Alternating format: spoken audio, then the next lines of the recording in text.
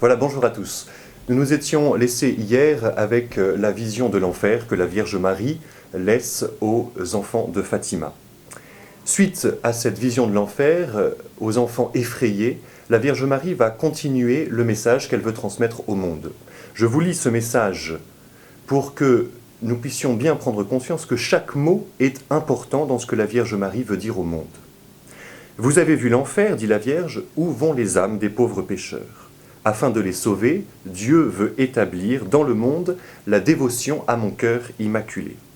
Si vous faites ce que je vous dis, beaucoup d'âmes seront sauvées et vous aurez la paix. La guerre va finir. Mais si on ne cesse d'offenser Dieu, sous le règne de Pie XI, une autre guerre commencera, pire encore.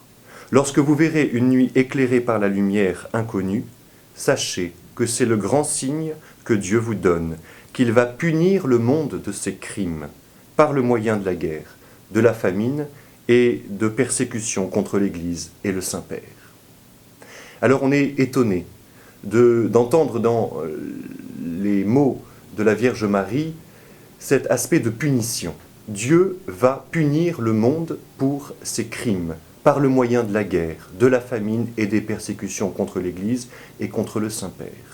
On est étonné de ces mots parce qu'au début du XXIe siècle, on insiste plus sur la miséricorde, sur la paix que Dieu nous donne. Et pourtant, la Vierge Marie parle bien des crimes que le monde commet. Ces crimes, Jean-Paul II parlait, lui, de structure de péché, voire même de péché social, de péché qui englobe la société tout entière. Et pour les deux grands conflits mondiaux du début du XXe siècle, la guerre de 14-18 et celle de 39-45, je vois deux grands péchés qui touchent les sociétés occidentales tout entières. Le premier péché, c'est pendant la guerre de 14-18, et c'est le péché de l'orgueil des nations. En 14, le gouvernement anticlérical en France de la Troisième République spolie les biens de l'Église, c'est-à-dire les dons des fidèles, expulse les congrégations religieuses.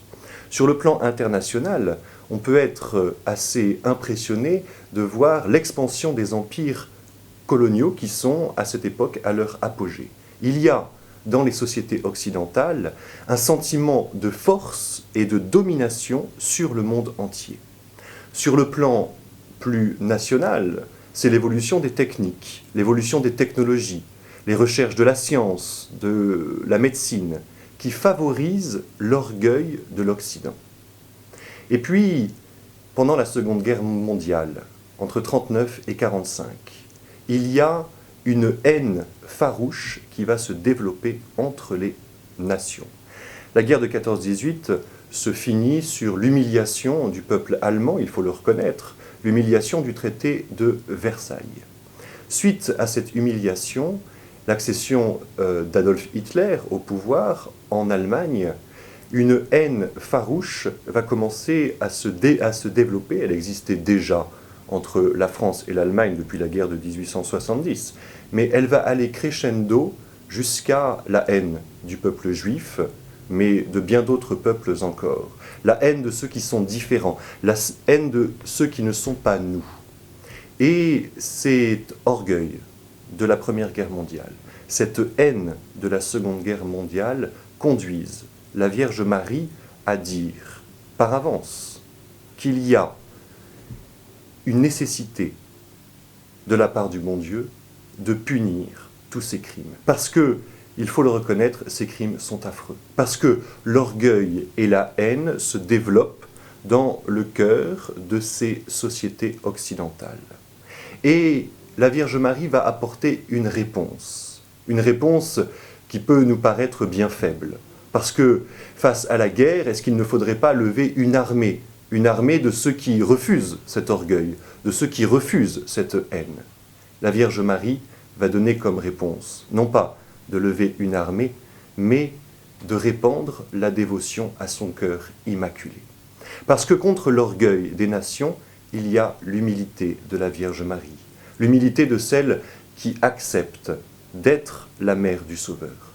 Contre la haine des nations et des peuples entre eux et la haine des races, il y a l'amour de la Vierge Marie qui souhaite pouvoir répandre dans tous les cœurs une dévotion filiale à son Fils, par elle. Alors, cette dévotion au cœur immaculé de Marie, eh bien, elle va se matérialiser dans la consécration de la Russie au cœur immaculé et par la dévotion au premier samedi du mois. Et nous verrons demain pourquoi il était si important que la Vierge Marie demanda cette consécration de la Russie au cœur immaculé de Marie et la dévotion au premier samedi du mois. Je vous dis à demain.